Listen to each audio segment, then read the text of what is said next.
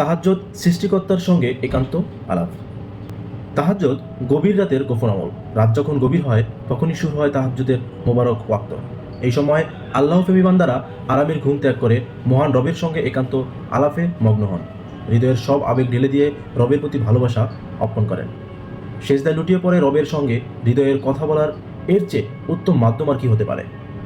মনের জমে থাকা অব্যক্ত ভাষা যখন চোখের অশ্রু হয়ে গড়িয়ে পড়ে এবং সেই ভেজা হাতে রবের কাছে মিনতি জানানো হয়, তখনই যেন বান্দার জীবনে নেমে আসে পরম প্রশান্তি। এ সময় মহান আল্লাহ পরম মমতায় বান্দার খুব কাছাকাছি চলে আসেন।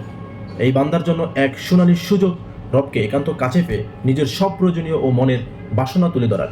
দুনিয়াবাসী যখন ঘুমের ঘরে অচেতন থাকে, তখন আল্লাহর বিশেষ রহমত ও নৈকট্য লাভের প্রত্যাশায় নিজের আরামায়েশ বিসর্জন দেওয়া একজন মুমিনের জন্য বড় ধরনের ত্যাগের মহিমা। হাদিসের ভাষায় ইবাদত যত কষ্টসাধ্য, ত্যাগপূর্ণ হবে তার প্রাপ্য হবে তত সুনিশ্চিত ও লাভজনক। তাই বলবো সবাইকে তাহাজ্জুদ পড়ার অভ্যেস করতে। ভালো লাগলে ভিডিওটি অবশ্যই শেয়ার করে অন্যকে সুযোগ করে দেবেন দেখার জন্য। আসসালামু আলাইকুম, আমি তানজির হাওলাদার, আপনাদের সাথে আছি সবসময়।